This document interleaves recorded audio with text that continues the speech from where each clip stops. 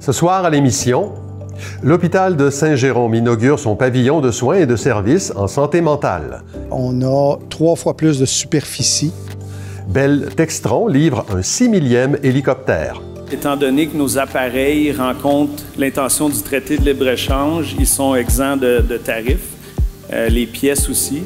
Et les finissants de l'option littérature du Collège Lionel Groulx vous proposent leur déambulation poétique. C'était à la fois de leur permettre de découvrir la ville. En entrevue, je reçois la plongeuse Juliane Boisvert, récemment honorée par l'Alliance Sport-Études. J'ai un petit permis qui dit que je suis un athlète de l'Alliance Sport-Études, puis je peux donner ça à mon professeur puis dire « Écoute, je vais manquer à cause de ça, ça m'aide beaucoup ». Je m'entretiens également avec Catherine Cloutier, chef de service du programme Jeunesse au Portage. Les jeunes sont au centre du changement. C'est l'agent de changement, la communauté thérapeutique. Les intervenants, on est présents au quotidien avec eux, on les accompagne. Enfin, Maude Pilon-Bernier nous parle de l'entreprise jéromienne Santé le plaisir. Si les gens ils ont du fun à venir à leur cours, évidemment qu'ils vont être assidus. Bienvenue à Accès local.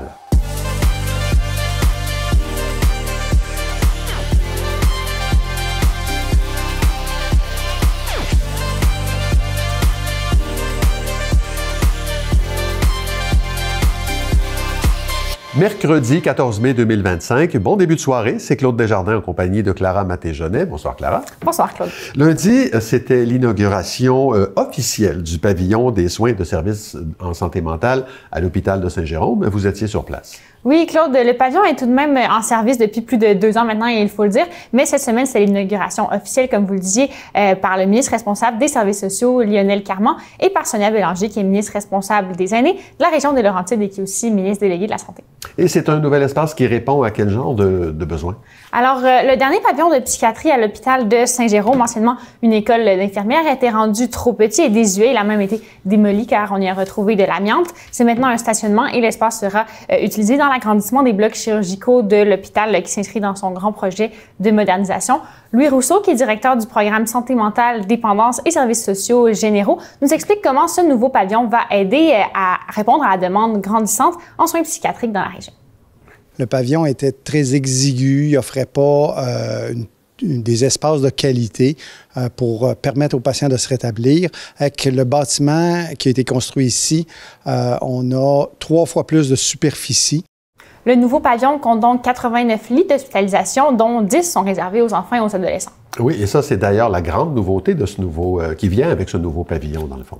Tout à fait. L'hôpital de Saint-Jérôme desservira donc toute la région en ce qui a trait à l'hospitalisation en soins pédopsychiatriques. Pour ce qui est de la clientèle adulte, on retrouve aussi des lits en psychiatrie à Saint-Eustache, mais les soins intensifs sont concentrés à l'hôpital régional. Et quelles sont les installations qu'on retrouve sur place? Alors, tout d'abord, dans ce nouveau pavillon, c'est très lumineux. Dans l'unité de pédopsychiatrie, on retrouve des espaces communs, une salle multisensorielle aussi, des salles de classe et une salle d'apaisement. On trouve une salle de sport pour les enfants et les adultes, une clinique externe et une unité médico-légale d'évaluation et d'expertise. Il y a donc une salle d'audience à même l'hôpital. On retrouve aussi un carrefour communautaire où les patients et leurs familles peuvent s'entretenir avec des représentants d'organismes de la région. Tout ça est dans le but de briser l'isolement que peuvent vivre les patients. Il y a toute une unité qui n'est pas utilisée pour le moment, soit l'unité de psychiatrie légale par manque de ressources. On écoute à ce sujet M. Rousseau.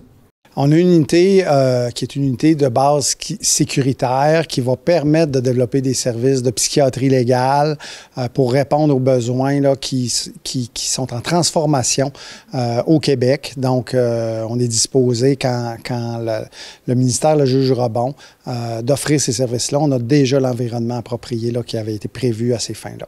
Selon M. Rousseau, la demande pour ce type de service a triplé dans les dernières années. Au total, les travaux pour le nouveau pavillon auront coûté 110,4 millions de dollars.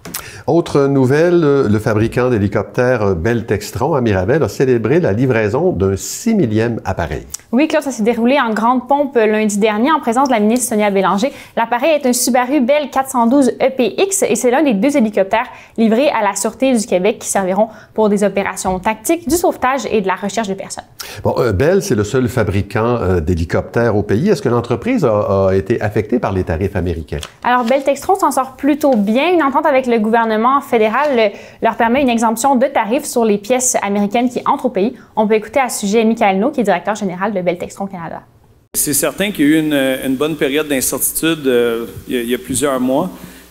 Par contre, étant donné que nos appareils rencontrent l'intention du traité de libre-échange, ils sont exempts de tarifs, les pièces aussi.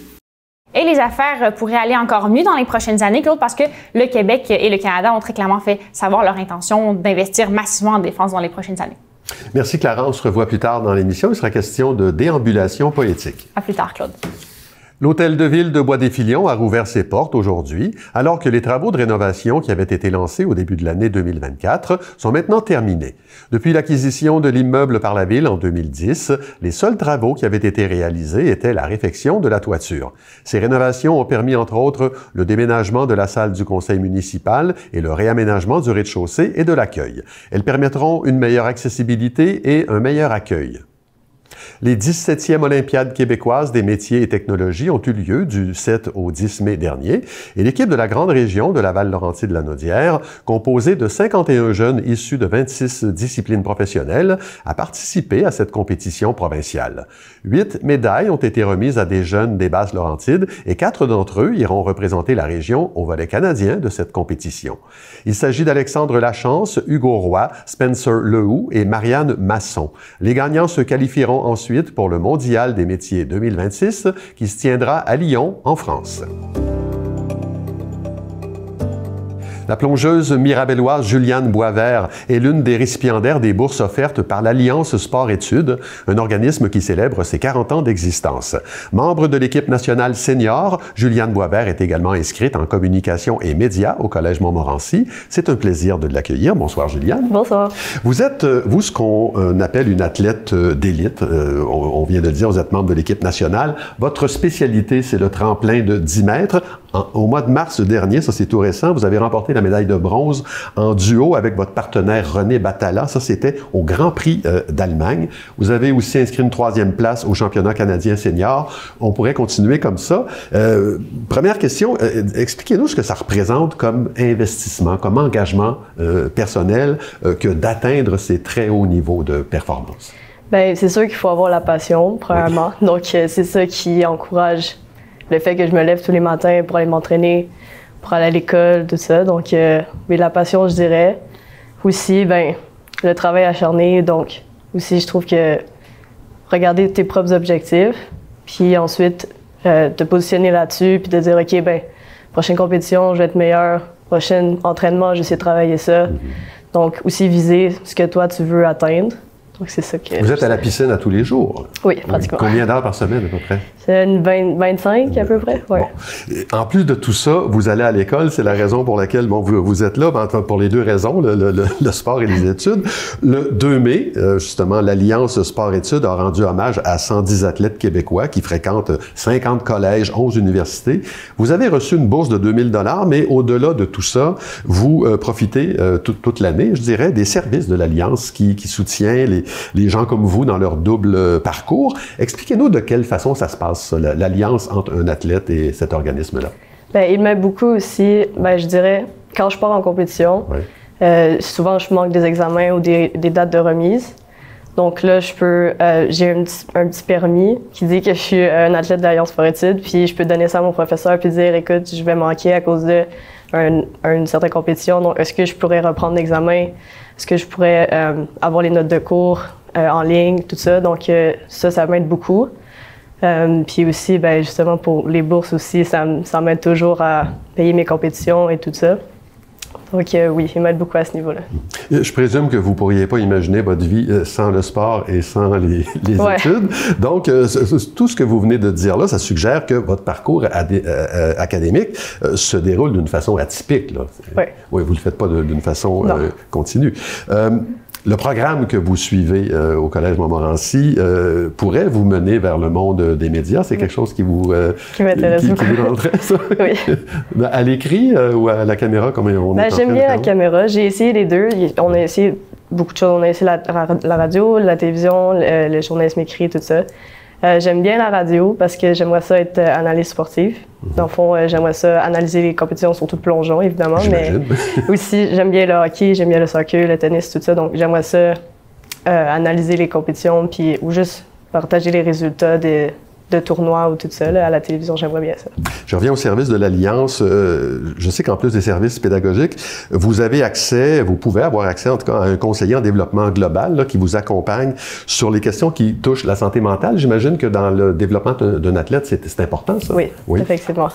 Donc, aussi pour les compétitions et aussi pour, juste en général, gérer tout ça, l'école et le plongeon, c'est beaucoup de stress, puis c'est beaucoup d'organisation, puis de confiance en soi aussi. Donc, l'aide mentale, ça aide beaucoup aussi. On peut vous aider aussi à propos de tout ce qui touche à votre identité à l'extérieur du sport. Ça aussi, ça ne doit pas être évident. J'imagine qu'il y a des moments où vous pouvez penser que vous êtes une plongeuse et rien d'autre. Ça se peut, ça? Oui, ben moi, je dirais qu'avec le sport, ça crée un personnage aussi. Donc, avec les épreuves que tu vas vivre, tu vis l'échec aussi à un jeune âge. Donc, tu peux comme apprendre tellement de ça. Puis aussi, c'est ça, juste de te construire durant ta carrière puis tout ça. Je trouve que c'est un bon enseignement de la vie. Qu'est-ce qui s'en vient pour vous là, sur le plan sportif ou académique de très important? Dans une semaine, j'ai une compétition, c'est les championnats canadiens seniors d'été. Donc ça, c'est la qualification pour les championnats du monde, beaucoup de grands prix, puis un grand prix à Bolzano que j'aimerais beaucoup aller en Italie. Donc oui. Bon, on vous souhaite le meilleur des chances. Écoutez, en terminant, je précise qu'il y a d'autres athlètes de la région qui ont été honorés le 2 mai. Héloïse Camieré, cycliste sur route de Saint-Jérôme, peut-être que vous les connaissez. Nathan Brisson, hockeyeur de Saint-Eustache. Benjamin Tessier, plongeur de Blainville, que vous connaissez sûrement. Juliane Boisvert, merci beaucoup pour cette entrevue. Merci beaucoup à vous. Merci. Le ministre responsable de la région de l'Outaouais, Mathieu Lacombe, annonce un octroi de 867 300 $ pour la restauration du site patrimonial Gaffney Kennedy à Saint-Colomban. Ce projet de requalification patrimoniale permettra la transformation de la maison en un centre d'interprétation de l'histoire locale, tandis que la grange sera convertie en un lieu de diffusion culturelle. Cet investissement permettra de préserver cet ensemble patrimonial, témoin de la colonisation anglo-irlandaise du début du 19e siècle. Le Cégep de Saint-Jérôme invite la population étudiante et de la région des Laurentides à l'exposition Entropie qui présente les 27 œuvres des finissantes et finissants du programme Arts visuels les 17 et 18 mai prochains au Musée d'art contemporain des Laurentides. Tout au long de leur cheminement, les étudiants ont pu gagner en expérience grâce à de nombreuses activités comme des expositions sur le campus, des sorties culturelles et des séjours pédagogiques à New York et en Europe. L'entraînement sans pression pour le simple plaisir de la chose, est-ce que ça se peut? La réponse se trouve dans ce reportage de Maude Pilon-Bernier. Pour moi, ça a vraiment été une façon de me réparer, si on veut, et de travailler sur moi. Et ça m'a fait vraiment beaucoup de bien. Ça m'a amené une hygiène de vie qui me faisait vraiment beaucoup de bien. Donc, j'avais envie de partager ça aux gens. J'ai essayé de travailler sur comment partager ça aux gens sans que ça soit une corvée. Donc, de là que j'ai appelé ça « Santé le plaisir », pour mettre le plaisir de l'avant en premier de tout, tu sais, parce que si les gens ils ont du fun à venir à leur cours, évidemment qu'ils vont être assidus, puis qu'ils vont être là, puis qu'ils vont se mettre en forme, puis qu'ils vont rester en forme et en santé, finalement. Explique-nous, justement, le concept derrière ton entreprise. Il y a beaucoup de services à l'intérieur. Ouais. Les gens peuvent s'y retrouver de différentes manières. Dis-nous-en, là, explique-nous exactement tout ce que ça comporte. Oui. Donc, en fait, c'est ça. C'est des cours en groupe, à la base. Donc, on a vraiment un horaire fixe. Donc, les gens peuvent nous retrouver à tous les jours de la semaine et du week-end. Donc, ils viennent sur notre site web ou sur notre page Facebook, Instagram, peu importe. Puis là, ils peuvent voir l'horaire de cours en groupe. Okay. Donc, le lundi soir, on est à Saint-Jérôme, on donne cardio box, Zumba. Le mardi, on est à Saint-Colomban, on donne Zumba, mobilité et abdos. Et on est à Saint-Jérôme aussi, on donne cours de barre ballet workout avec un cours de Zumba.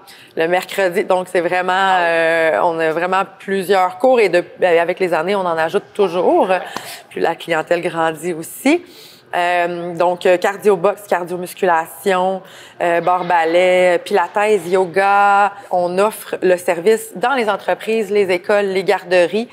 On a aussi un cours qu'on a inventé de toutes pièces. Ça s'appelle Zumba Aventure, que j'ai inventé avec une amie, Cindy.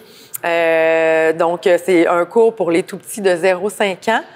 C'est vraiment très ludique au travers d'une histoire, d'un thème, tu sais, safari, l'hiver. On les fait bouger, danser. Il y a un yoga, il y a de l'automassage au travers de tout ça. Présentement, tu as une campagne de sociofinancement qui est en cours là. Ouais. Peux-tu nous en parler davantage? Premièrement, c'est jusqu'à quand que les gens peuvent participer à la campagne? Puis explique-nous pourquoi aussi tu as décidé de faire ça. La campagne va terminer le 8 juin. Donc, il reste environ 1 mois. En fait, j'ai décidé de partir ça parce que la compagnie a grossi et on a besoin de plus en plus de matériel d'entraînement. Plus la compagnie grossit, on diversifie les offres de services aussi.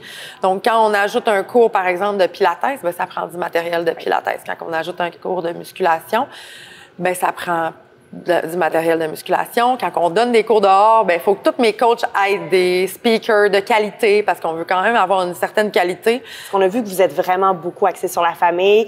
Pour les enfants, il y a certaines gratuités, dans le fond. Ouais. Peux-tu nous expliquer un petit peu justement le type de clientèle là, qui fait partie de tes groupes? C'est principalement des femmes. Les hommes sont les bienvenus, mais ça donne que c'est principalement des femmes. Beaucoup de mamans. Donc, c'est pour ça que moi, j'avais pas envie d'être un centre pour maman.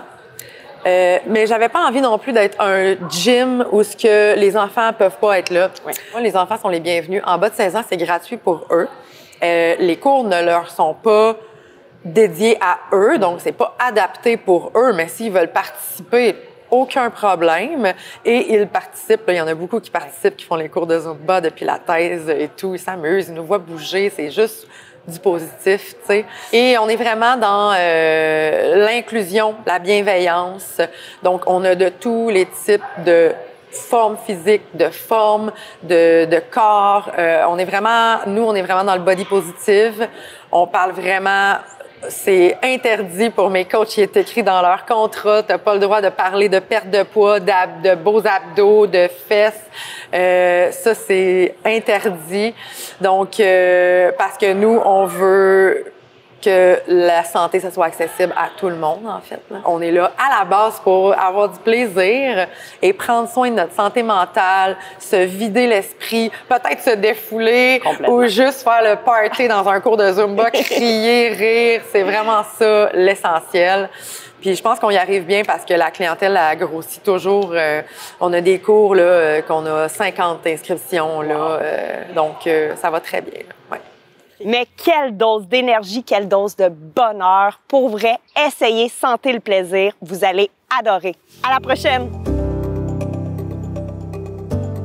Le Portage vient d'ouvrir un tout nouveau pavillon dédié aux adolescents et aux jeunes adultes aux prises avec des problèmes de toxicomanie. J'en discute avec Catherine Cloutier, chef de service du programme jeunesse au sein de l'organisme situé à Prévost. Madame Cloutier, bonsoir. Bonsoir.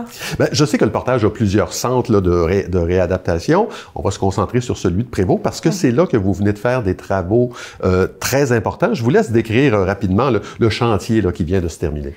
Oui, bien en fait, on a fait un agrandissement majeur là, de la bâtisse au pavillon jeunesse. Donc, c'est un agrandissement dans lequel on retrouve une école pour accueillir la clientèle et 2 dortoirs là, pour l'ouverture des programmes pour adultes du 18 à 21 ans aux jeunesses à Prévost. D'accord. Bon, vous avez au Portage, vous, des programmes qui s'adaptent à toutes sortes de réalités, qui étaient jusqu'à tout récemment offerts soit aux adolescents, soit aux adultes. Oui. Vous venez là de créer un nouveau groupe d'âge qui est les 18-21 ans. Pourquoi cette spécificité-là? Bien, en fait, la réalité des jeunes a beaucoup évolué dans les dernières années. Puis nos jeunes adultes de 18 à 21 ans se retrouvaient de moins en moins dans les programmes pour adultes chez Portage, avaient des réalités beaucoup plus plus jeunesse, demeuraient toujours à la maison, allaient toujours à l'école ou avaient abandonné l'école. Donc, le fait de venir en service chez nous, ils peuvent reprendre l'école aussi. Puis, comme je vous dis, nous, on travaille énormément avec les familles, les partenaires, les gens qui les entourent et tout ça. Et leur réalité est davantage collée à celle du jeunesse. Ils se retrouvaient pas là avec nos adultes d'une quarantaine, cinquantaine, trentaine d'années. Donc, ils peuvent pas rester avec les jeunes parce qu'ils sont majeurs, mais ils ont quoi, un peu plus de difficultés à cohabiter avec les 22 ans et plus, disons? Leur réalité est pas similaire du tout à celle des adultes. Est-ce qu'ils consomment différemment? Est-ce qu'ils pensent différemment? Non, pas nécessairement. Non. Vraiment, là, on a le programme 14-17, le programme 18-21, mais au quotidien, nous, l'approche, c'est la communauté thérapeutique. C'est ça change pas, ça. Non, c'est ça. Puis les jeunes de 17, 18, 19, 16 ans, ils se retrouvent là parce que leur réalité, elle est très, très similaire, demeurent chez leurs parents, ont pas nécessairement un métier, ont pas une conjointe, une maison, une carrière. Là, on n'est pas là avec eux. On est en travail avec eux justement vers cette autonomie-là, vers cette recherche pas d'identité, mais de qu'est-ce que je vais faire moi dans ma vie. Ouais. Oui, on cesse la consommation. Oui, on les accompagne dans cette période-là de leur vie, mais on travaille, comme je vous dis, là, avec tous les partenaires, leur famille, puis souvent, on parle de réinsertion sociale dans la famille. Donc, on travaille beaucoup avec leur entourage. Pense à l'attrait aussi. Dès le début, dès le début. Ouais. Vous avez mentionné la communauté thérapeutique, ça c'est au cœur de la démarche du portage. Comment la définir, cette approche? C'est vraiment basé sur l'entraide, les pairs, les uns avec les autres. Donc, la force de la communauté thérapeutique, c'est le groupe, c'est la grosseur aussi du groupe. Chaque individu contribue au bien-être du groupe. Donc, c'est comme une petite société. C'est vraiment les jeunes sont au centre du changement. C'est l'agent de changement, la communauté thérapeutique. Les intervenants, on est présents au quotidien avec eux, on les accompagne, mais on va les questionner. Les réponses, c'est la communauté qui les a, c'est les individus qui les ont. Puis c'est un centre qui est ouvert. Donc, tous les jeunes qui sont dans nos services sont volontaires. Ils veulent cesser leur consommation, ils veulent reprendre leur vie en main, ils veulent retourner aux études, ils veulent trouver un métier qui les passionne. Donc, au centre, on va faire beaucoup d'art avec eux, d'éducation physique. Ils peuvent aller soit au secondaire, au cégep. Puis, on essaie justement là, de leur faire toucher un petit peu à tout pour qu'ils développent des passions, que ce soit la musique, que ce soit les sports, que ce soit les arts, plus l'éducation. Puis, dès l'entrée en démarche, on essaie de les amener déjà à dire, OK, mais qu'est-ce que je veux après? Oui, je cesse de consommer, mais c'est quoi le après? Ouais. Donc, on travaille en sortie, les fins de semaine, la réinsertion sociale. Puis, suite au programme résidentiel, on les suit aussi en externe. Donc, le programme, dès l'entrée, va durer environ 10 mois. On parle de 3 à 6 mois au niveau du résidentiel, mais par la suite, en réinsertion sociale, on est présent avec eux, leur famille, leur entourage. Okay. Donc, ça peut durer combien de temps au total, là, L'interne, c'est du 3 à 6 mois, puis après, on parle d'un an environ de suivi en externe. D'accord. Ben, écoutez, moi, j'invite les gens qui le désirent à aller visiter votre site web. L'offre est quand même assez, puis il y a des témoignages très, très intéressants. Catherine Cloutier, chef de service du programme Jeunesse au portage, merci beaucoup pour cette entrevue. Merci. On est de retour avec Clara Maté-Jonet. Les finissants de l'option littérature du Collège Lionel Groulx présentent pour une 4e année consécutive ce concept de déambulation poétique qui s'appelle Une foulée, deux enjambées. Vous vous êtes prêté au jeu. Oui, Claude, j'ai fait le parcours poétique proposé par les étudiants dans le centre-ville de Sainte-Thérèse avec quelques jeunes poètes et je vous présente le résultat dans notre reportage de ce soir. Ben, l'idée, en fait, c'était à la fois de leur permettre de découvrir la ville au quotidien, mais en allant chercher les aspects poétiques de la ville, du quotidien de la ville, mais aussi, après ça, d'offrir aux citoyens la possibilité de sortir aussi, puis de découvrir la poésie et la poésie à travers le regard de ces jeunes étudiants. Même si la pandémie est plus là, c'est toujours agréable de déambuler. Ça nous fait découvrir la ville autrement. Ça nous permet aussi d'avoir accès à des détails qui nous échappent autrement, mais qui, par le biais des étudiants et de leur sensibilité poétique, nous permet tout d'un coup de les voir apparaître. Mais là, en ce moment, on est à côté d'un bar. On est en face du Café des Allumés aussi, dans un stationnement. Puis en fait, sous ce stationnement-là, il y a une petite rivière qui s'écoule. Elle est plus visible, évidemment. Là. Je trouve que souvent, l'industrialisation, puis il y a beaucoup d'asphalte, il y a beaucoup de briques partout, il y a moins la nature qui est présente. J'avais envie de rappeler un petit peu que la nature était là avant le béton. Fait que voilà, j'ai fait un poème pour expliquer qu'elle est encore là, puis qu'il ne faut pas oublier qu'avant nous, il y avait autre chose.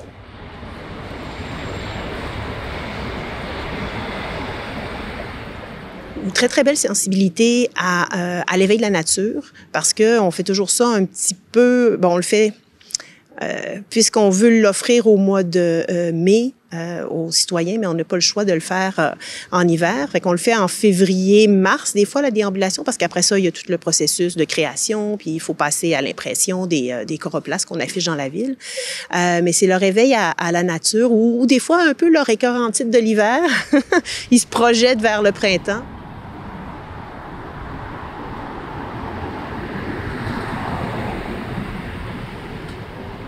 Bien, on se trouve devant le collège Lionel-Groulx, là, vraiment à côté de mon arrêt d'autobus que j'ai pris pendant 2 ans quotidiennement. Qu'est-ce qui t'a inspiré ce poème?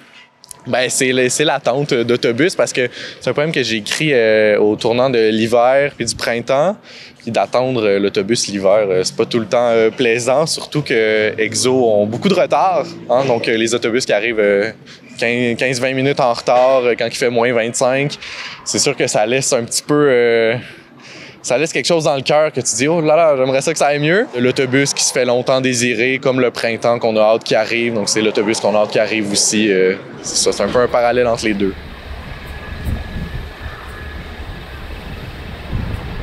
Mais aussi, c'est souvent le cas, c'est pas des étudiants qui sont nécessairement originaires de Sainte-Thérèse. Fait que ça leur permet de découvrir la ville dans laquelle ils étudient depuis 2 ans, avant qu'ils partent vers d'autres cieux, parce qu'ils s'en vont tous un peu partout à l'université, c'est les finissants. Ben, on part toujours d'ici. Ben, cette année, on est allé par les cimetières, parce que je trouve que c'est toujours intéressant. C'est des lieux qui, habituellement, les impressionnent beaucoup. Fait que c'est d'essayer de voir comment ces cimetières-là, qui sont dans notre quotidien, ben, comment ce sont des lieux paisibles, finalement, là. En fait, ça parle de se rappeler des gens qu'on a perdus, mais qui vivent toujours un peu à quelque part à l'intérieur de nous. Tu sais, parfois, on peut sentir une odeur ou bien une musique qui va nous rappeler certaines personnes qu'on a perdues. Mais ce poème-là, c'est pour un peu rappeler que ces gens-là nous portent toujours dans leur cœur, ça, même s'ils sont décédés, puis qu'il faut pas perdre espoir qu'un jour, on va les retrouver, nous aussi, là, au ciel, dans le fond. Quand tu manges à un cimetière, c'est un peu étrange, là, la sensation de comme se déplacer sur des corps qui sont décédés. Je dirais que c'est, tu sais, qu'est-ce qui reste de ça au final après, tu sais, c'est moins physique, c'est plus comme rattaché au cœur puis comme à l'émotion, là, en fait.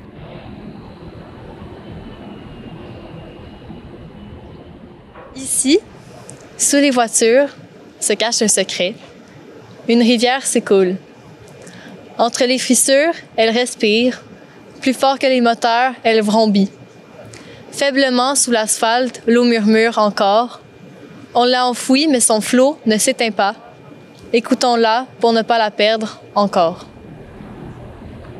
Pour ce projet, l'enseignante Roxane Lajoie a reçu le prix d'innovation en enseignement de la poésie au 39e Festival de poésie à Trois-Rivières. Merci Clara, ben, on se revoit la semaine prochaine. Au revoir Claude. Ben voilà, c'est tout pour aujourd'hui. Merci beaucoup d'avoir été là. L'émission Ma banlieue suit à l'instant. Je vous invite à consulter l'ensemble de la programmation au tvbl.ca. Au nom de toute l'équipe, je vous souhaite une excellente soirée à notre antenne.